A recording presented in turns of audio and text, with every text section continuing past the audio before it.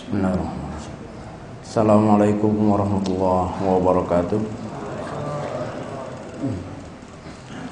Alhamdulillah hamdan katsiran thayyiban mubarakan fi kama yuhibbu rabbuna wa yarda.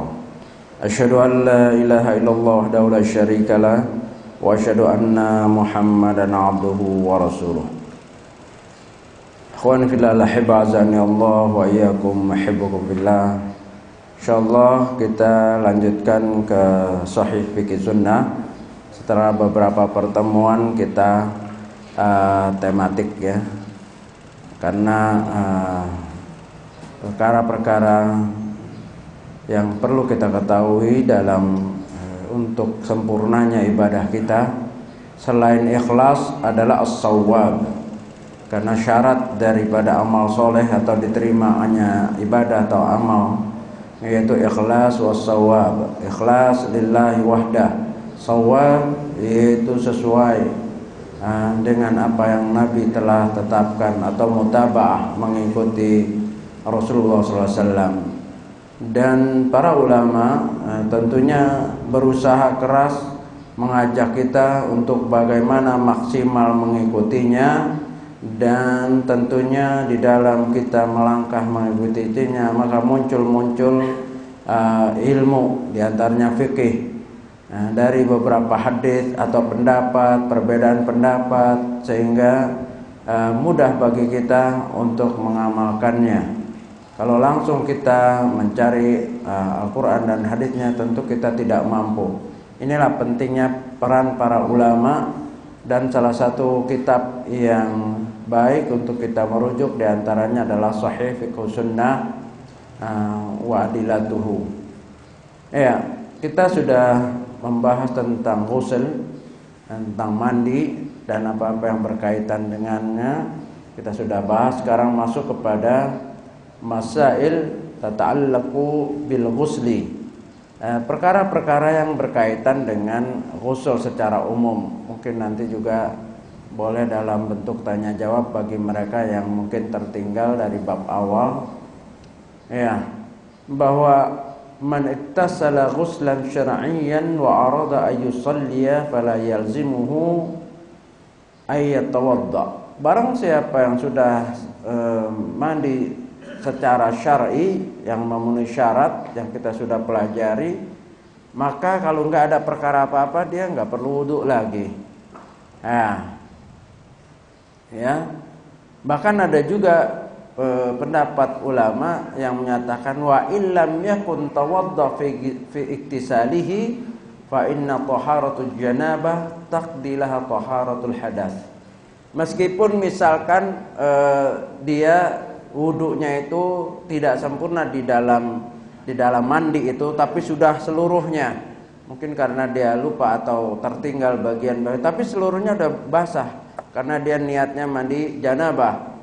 Ya, mungkin karena ilmunya kurang sehingga dia tidak sempurna di dalam melaksanakan wudunya, maka itu pun dia tidak perlu berwudu lagi apabila tidak ada perkara-perkara yang membatalkannya. Fa'an Aisyah qalat, ya, ada riwayat dari Aisyah ini sahih li ghairihi, akhraj Tirmidzi wa Ibnu Majah.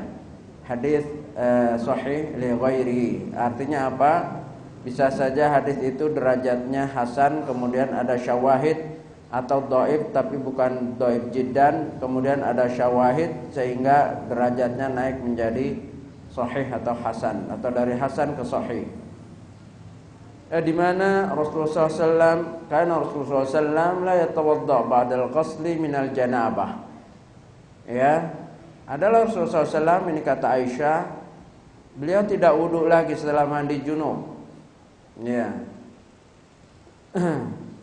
Wa fi riwayatin, dan dalam riwayat sahih yang lainnya yaitu akhrajul Abu Daud wa Ahmad, yaqtasilu wa yusalli rak'ataini wa la arahu yuhaddithu wudu'an ba'dal ghusli. Ya, adalah Rasulullah SAW mandi dan salat 2 rakaat dan tidak aku melihat beliau wudu setelah mandi. Ya. Jadi ini adalah amalan Nabi, jadi tidak perlu lagi kalau kita tidak batal setelah mandi. Yang diperhatikan itu setelah mandi ada nggak kejadian, misalnya buang angin, buang air kecil lagi walaupun sedikit, nah itu jelas harus wudhu lagi. Nah, kalau buang air kecil ya tentu dibersihkan lagi dan wudhu. Kalau buang angin ya tinggal wudhu aja, karena nggak ada riwayat tentang membersihkan dari buang angin. Iya. Nah, apabila ini yang berkaitan dengan mandi juga, idza ajnabatil mar'atu thumma hadat qabla an taghtasil. Qabla an taghtasila. Apabila seorang yang junub, seorang wanita yang junub kemudian dia haid, bisa kan? Habis hubungan suami istri memperlambat, misalkan belum mandi junub, kemudian datang haid. Jadi ada dua kondisi, junub dan haid. Ya. Maka fa asal aqwalil ulama annahu la yalzimuha an taktasila lil janabah wa innama yalzimuha idza taharat an taksila lil janabah wal haid ma'an. Ketika dia junub, dia belum mandi terus datang haid, nggak perlu lagi dia mandi junub dulu, nunggu sampai bersih. Ketika bersih boleh dia meniatkan dua dengan satu mandi. Dengan sekali mandi, tentunya kaifiyah mandi haid, mandi janabah dengan mandi haid kan sama. Hanya mandi haid dia harus periksa betul-betul, harus dikasih wangi-wangian ya pada tempat keluarnya darah. Kemudian dia mandi seperti mandi janabah dengan dua niat. Ya, sekali mandi dengan dua niat. Jadi nggak harus dia selama misalkan seminggu atau habis begitu haid junubnya belum mandi, dia resah mandi, tidak perlu, karena mandinya itu tidak ada artinya kalau orang haid, ya kan, nggak untuk sholat dan tidak sholat. Nah nanti masuk kepada pembahasan apakah orang haid, junub, nifas boleh baca Quran, boleh menghafal Quran, atau menyentuh Al-Quran, atau tinggal di atau duduk di majelis ilmu yang di masjid dan seterusnya. Ini pembahasan lain ya, nanti insyaallah kita akan sampai juga pembahasan itu. Yang jelas seperti itu. Kalau istri kita bertanya bagaimana ini belum mandi junub sudah haid, nggak perlu mandi junub, ya udah nanti tunggu sampai kalau dia mau mandi segar ya silakan ya, kan kalau mandi memang tabarrud namanya, mandi untuk menyejukkan, tapi bukan mandi haid. Bisa jebur-jebur aja, jebur-jebur gitu, nggak perlu pakai kaifiyah mandi janabah. Nah begitu suci baru nanti ingat dia belum mandi junub, jadi diniatkan dengan dua niat ya. Jadi watanwihuma jami'an ya, dia meniatkan duanya sekaligus dengan satu mandi itu. Dan ini yang dikenal di kalangan mazhab Ahmad, juga di kalangan sebagian para ulama, dan ini pendapat yang dikuatkan oleh para ulama salafus saleh. Nah, boleh juga yajuzu ghuslur rajul bi fadli ma'il mar'ah. Dan ini sudah dibahas ya yang lalu. Bolehnya seorang laki-laki mandi bekas mandi air dari istrinya ya, misalkan air sedikit atau walaupun air banyak kan kita harus iktisad, harus tidak boleh masruf berlebih-lebihan. Jadi kalau ada misalkan seperti mandian yang kayak bak begitu, terus istri kita mandi di situ, dia selesai, kita boleh mandi dari tempat itu karena nggak ada air mustakmal. Air mustakmal hanya dikenal di kalangan mazhab apa? Syafi'i. Dan itu tidak betul. Kenapa? Karena air itu hanya yang suci terus suci yang tidak mensucikan, dan mutanajis, air najis yang kena najis. Ya, suci yang kita udah bahas. Kalau mustamal enggak ada. Karena sehariannya kita pakai air mustakmal, terutama ketika wudu. Wudu kita mengusap kepala, ketika pakai mengusap telinga itu air bekas rambut. Dan Nabi SAW mengamalkan seperti itu. Maka boleh seorang laki-laki ya menggunakan untuk mandi dari air yang bekas digunakan oleh istrinya. Ya. Atau juga yajuz lirrajuli ittisal ma'a zaujatihi. Boleh seorang bareng mandi, baik satu bak, suami istri mandi. Tapi enggak boleh yang istrinya 2 bertiga, itu enggak boleh. Karena istri satu dengan istri 2 enggak boleh melihat wanita, enggak boleh melihat aurat wanita yang lainnya. Lelaki tidak boleh melihat aurat lelaki yang lainnya. Jadi yang terkena hukumnya itu wanita dengan wanita, enggak boleh. Tapi lelaki dengan suami istri bebas, enggak ada batasan. Hadis-hadis yang melarang janganlah seorang suami melihat itu hadis-hadis Israiliyat, bahkan hadis palsu. Ya. Janganlah kamu berhubungan sebagaimana berhubungannya himar. Ya. Itu telanjang bulat, itu palsu hadisnya. Itu telah diselidik oleh para ulama. Jadi boleh mandi suami istri di satu tempat, satu bak begitu berdua. Ya, main gosok-gosokan, siram-siraman, biasalah. Ya, Nabi begitu dengan Aisyah, berebut air kalau udah tinggalkan, sisakan aku, sisakan, gitu. Inilah kemesraan yang jarang dipahami oleh kaum muslimin. Padahal Nabi dengan Aisyah begitu mesranya. Ya, itu menghilangkan emosi yang kita selama 1 hari misalnya enggak negor, enggak apa, begitu mandi bersama itu insyaallah hilang.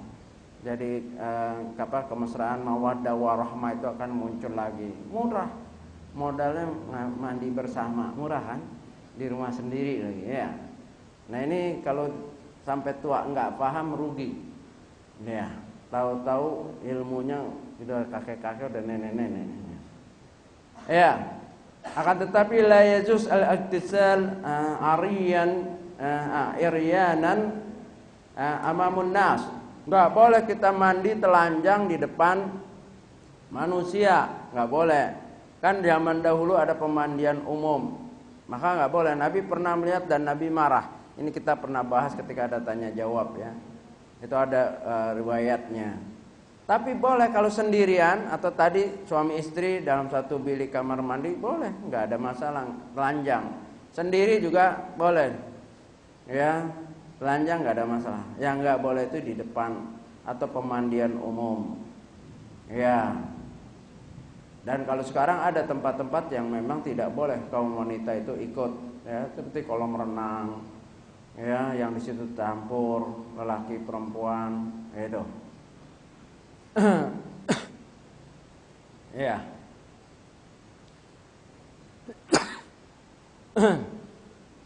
Terus man ahdatsa atna al-ghusl. Ini yang pernah juga ditanya oleh sebagian ikhwan. Bagaimana kalau dia lagi mandi terus terjadi buang angin atau ada sedikit atau air kencing yang keluar. Ya. Maka orang yang mandi junub ketika dia sedang mandi, sebelum selesai mandi junubnya, kemudian ada sesuatu, maka dia sempurnakan aja, nggak harus ngulang lagi. Ya. Karena hadas di tengah sedang mandi itu la yunafil ghusl, tidak menafikan ghusl.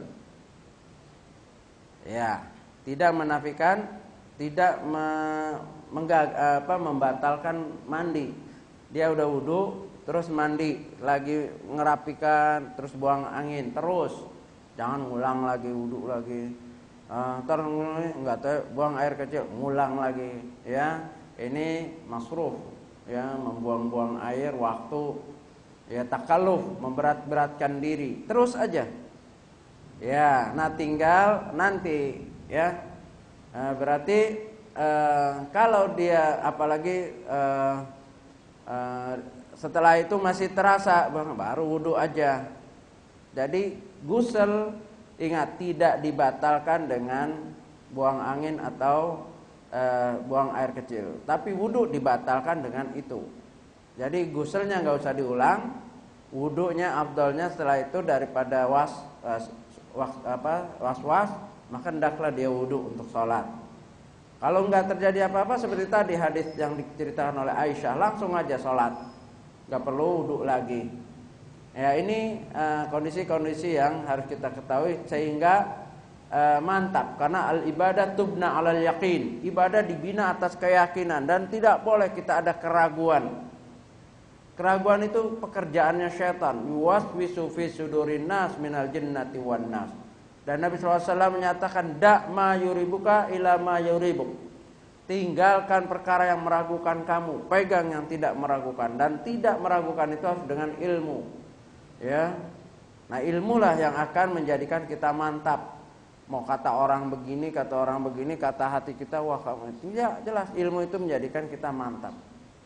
Ya, karena perkara-perkara yang demikian kalau kita tidak perhatikan akan ada efek kesananya seterusnya. Akhirnya jadi malas wudu, malas ini, akhirnya malas sholat dan seterusnya.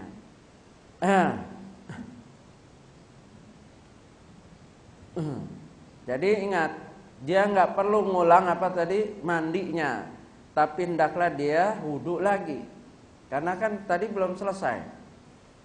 Ya. Wudunya berarti batal dengan buang angin. Wudunya batal karena keluar air kencing misalnya, tapi mandinya tidak batal. Nah, beda. Makanya kalau misalnya ada orang bertanya, ada orang habis mandi janabah, mungkin teman kita satu asrama atau apa, terus dia wudu lagi, nggak perlu langsung ditegur, nggak usah kalau udah mandi janabah nggak usah wudu lagi. Belum tentu. Kalau mandi janabah dan selama mandi nggak ada hadas, ya buang angin atau buang air kecil, nggak perlu wudu. Tapi bagi mereka yang buang angin di tengah jalan ketika mandi, iya dia wudu lagi karena wudunya udah batal, janabahnya nggak batal. Ya begitu. Ya, ini perkara memang perkara yang harus kita ketahui karena ini berkaitan dengan ibadah kita. Dan bolehnya yajuzu lil junub ayyanama qabla ayaktasila idzan tawadda. Bolehnya seorang yang junub sebelum tidur dia enggak perlu mandi, hanya wudu aja. Ya, inilah perbuatan Nabi sallallahu alaihi wasallam. Kan Rasulullah sallam idza arada ayyanama huwa junub usila farjahu wa tawadda wudu'ahu lis-shalah. Ada Rasulullah SAW apabila dia junub dan ingin tidur, maka dicuci dulu faradnya kemaluannya, kemudian dia wudu seperti wudu salat baru tidur. Kenapa? Bayangkan Rasulullah SAW itu orang yang dijaga oleh Allah, ya, seorang Rasul yang mendapat wahyu, yang malaikat Jibril langsung berinteraksi dan seterusnya. Dan ada riwayat yang sahih dari Abu Daud dan yang lainnya, sesungguhnya setiap manusia wukila biqarinihi, manusia itu ada perwakilan korinnya dari malaikat dan jin. Maka Rasulullah ditanya sama sahabat, engkau juga demikian ya Rasulullah? Iya, tetapi Allah telah menolongku untuk mengalahkan korinku sehingga tidak membisikkan kecuali bisikan yang baik. Tapi kalau korin kita ini kadang-kadang jahat, bisikannya bisikan kejahatan aja. Makanya kalau kita mau beramal soleh ada dua, ada peperangan. Malaikat bisikan yang baik, pahala apa, tetapi jin membisikkan perkara-perkara yang buruk. Malaslah, inilah, itulah. Nah ini. Nah, ketika kita tidur itu dalam keadaan kondisi yang sangat lemah. Ya, maka Rasul saja wudu dan berdoa. Maka ini lebih utama. Ya, hendaklah Kalau memang tidak mau mandi, ya diusahakan wudu. Kalau sakit, ya misalnya mimpi, ya tayamum aja. Tayamum, bangun nggak bisa ya tepok aja tembok. Sebelah nanti kita akan belajar bab tayamum. Ya begitu. Jadi boleh dia tidur sebelum mandi janabah, dan afdalnya adalah wudu. Nah, la haraj 'alal junub fi qiraatil Qur'an wa masul mushaf. Tidak ada halangan, tidak ada dosa bagi orang junub yang membaca Quran dan bahkan menyentuh mushaf. Walaupun ada sebagian ini pendapat pertentangan yang kuat antara yang membolehkan dan yang tidak membolehkan. Dan penulis kitab ini tawakuf. Dua-duanya dibeber di sini sama-sama kuat. Tinggal masing-masing para hadirin meyakininya apa. Ya, karena dua-duanya kuat. Dan beliau penulis kitab ini tawakuf dalam hal ini. Ya, karena di sini kalau saya bacakan panjang tentunya. Yang jelas yang menyatakan boleh itu punya dalil-dalil. Ya. Yang menyatakan tidak juga mempunyai dalil, walaupun sebagiannya ada yang dhaif tapi dikuatkan dengan yang lainnya. Nah, bagi yang membolehkan di sini ya silahkan. Ya, bagi orang yang junub ya boleh. Tidak ada masalah. Begitu juga orang yang haid atau nifas. Ya, termasuk di dalamnya masuk ke masjid. Ya. Riwayat-riwayatnya banyak. Ya. Di antaranya hadis Aisyah di mana Rasulullah menyuruh Aisyah untuk masuk, dan di mana ada pengurus masjid yang wanita yang tinggal di situ, dia haid, dia tinggal di masjid itu sampai wafat. Ya. Dan tidak ada berita Nabi melarang ketika dia haid untuk keluar, tidak. Ya, dan ini banyak juga di antaranya sirah bahwa orang muslim itu lebih mulia daripada orang kafir, apalagi orang musyrik.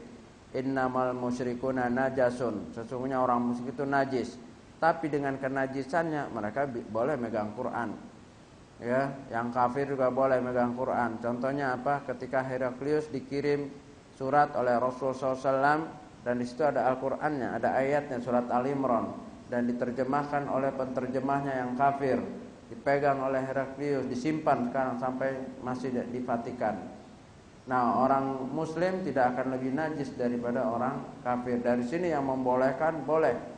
Ya, Syekh Dr. Shalih Fauzan memang ketika ditanya, memang beliau termasuk yang membatasi. Kalau bisa pegang Al-Quran kalau lagi junub, kalau mau baca juga pegang Al-Quran yang bukan mushaf.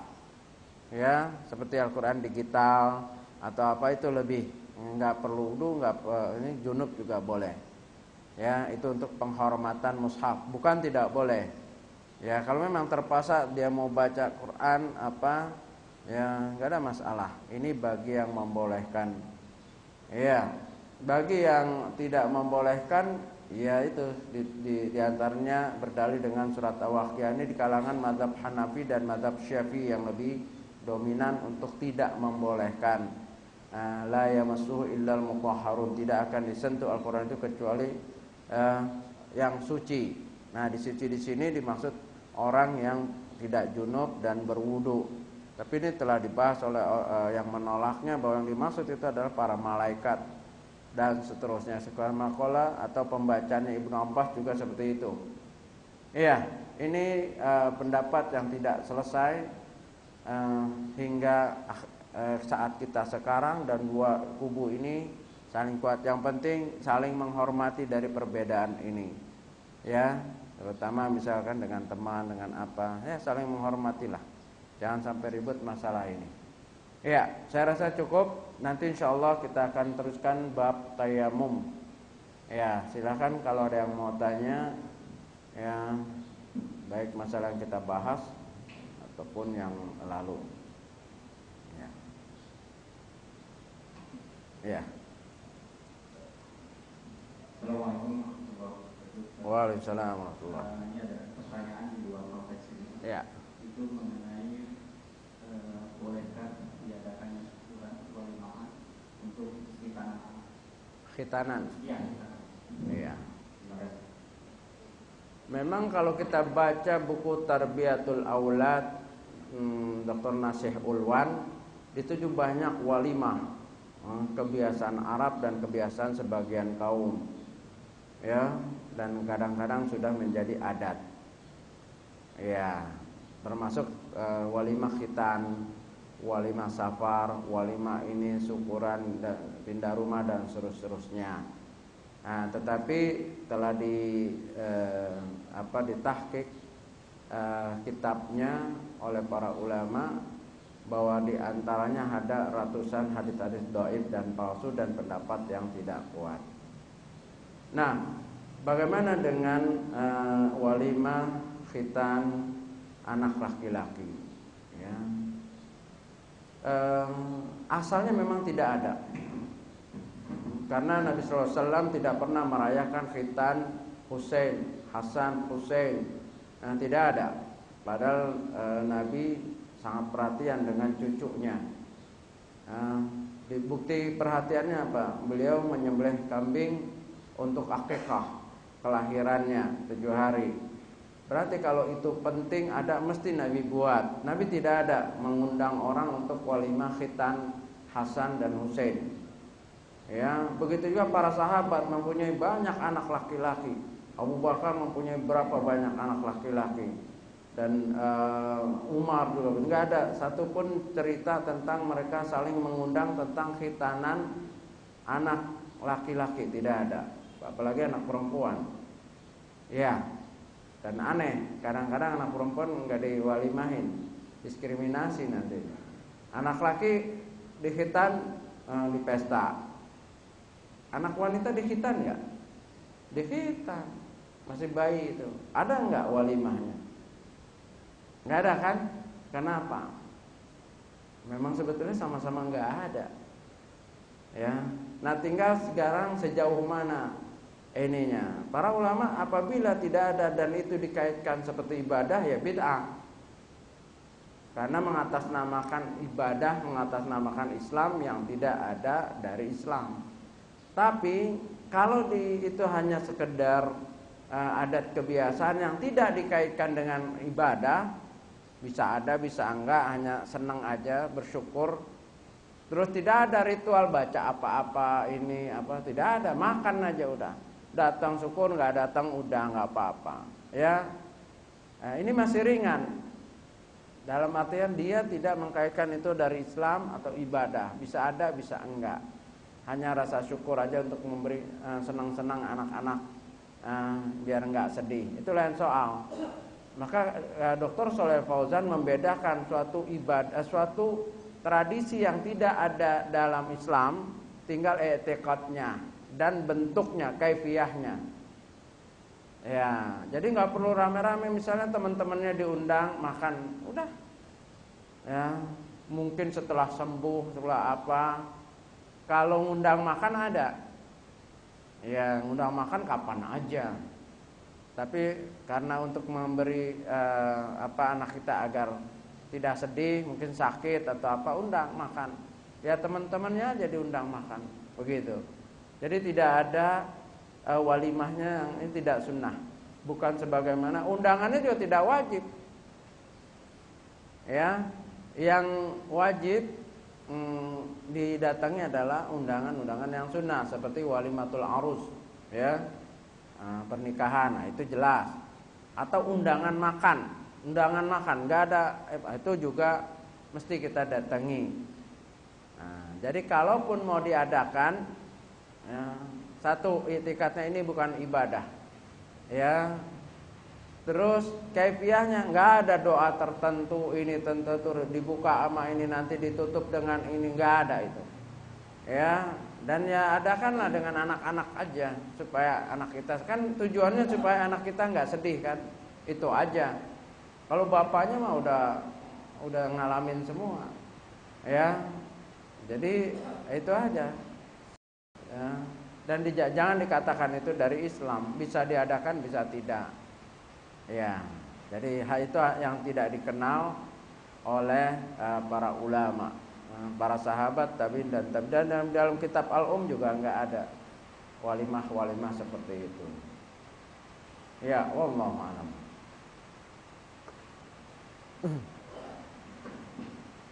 Assalamualaikum. Waalaikumsalam. Saya beberapa hari yang lalu menemukan kejadian pada waktu itu mau sholat maghrib. Nah, saya ketika di masjid itu sudah selesai sholat. Ya. Tapi ternyata jemaah itu terlupa kalau si imam ini kurang satu sujud terakhir. Dan kejadian itu sudah selesai sholat. Ya. Nah, itu mereka entah gimana kesepakatannya si imam melakukan satu kali rakaat lagi diikuti jamaah dan melakukan sujud sahwi. Nah, kira-kira yang benar yang seperti apa itu? Kalau si imam ketinggalan satu sujud, entah ketinggalan apa, tapi kejadiannya sudah selesai sholat. Jemaah bisa. Ya, salam. Iya. Sekarang sujud itu kewajiban sholat atau rukun sholat. Memang ulama ada yang jelas adalah termasuk rukun yang nggak boleh tertinggal. Bacaannya wajib, gerakannya rukun, nggak boleh ditinggal. Ya, seperti ruku itu rukun, berdiri, ya. Ada 14 rukun sholat. Nah, ketika rukun ditinggal tidak sah kalau sengaja, lain kalau lupa, uzur. Nah, ketika ingat memang boleh, ya. Karena nggak mungkin dia hanya langsung sujud begitu aja ngajak aba-abanya dari bagaimana. Ya, dia boleh menegakkan satu sholat, satu rakaat lagi, kemudian dengan sujud sahwi, yaitu 2 kali sujud salam. Iya, betul. Apalagi imam yang aneh. Tapi yang nggak boleh tuh imam pergi, makmum ngerjain masing-masing, nggak perlu. Ya, bikin imamnya nggak mau, terus masing-masing mengerjakan, tidak perlu. Karena imam dijadikan untuk diikuti dan dianggap sah. Ya, walaupun misalnya imamnya lupa, misalnya, bisa jadi mau diingetin sudah nggak ada, nggak perlu. Masing-masing. Ya, seperti itu. Jadi itu sah, perkara yang sah. Imam menegakkan satu rakaat lagi, kemudian 2 kali sujud sahwi dan salam. 2 kali kan sujudnya, sujud sahwinya, iya, terus salam. Ya, wallahu a'lam. Cukup? Sudah. Cukup. Cukup ya. Subhanallah wa bihamdika asyhadu an la ilaha illa anta. Assalamualaikum warahmatullahi wabarakatuh.